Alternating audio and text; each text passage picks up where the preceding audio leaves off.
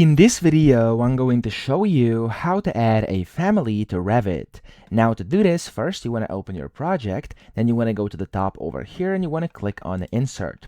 Inside the Insert tab, you want to go to the right where it says Load from Library and you want to click on Load Family. So this is how to actually add a family. So click on here and then you're going to have to find a file, which of course is allowed. So as you can see here, it says files of type family files.rfa. So make sure you have a .rfa file and then you want to find it. I'm going to go with one of these kind of presets over here and I'm just going to use this one over here for this instance. Okay, so I'm going to click on it. It's an RFA file, as you can see, and I'm going to click on open.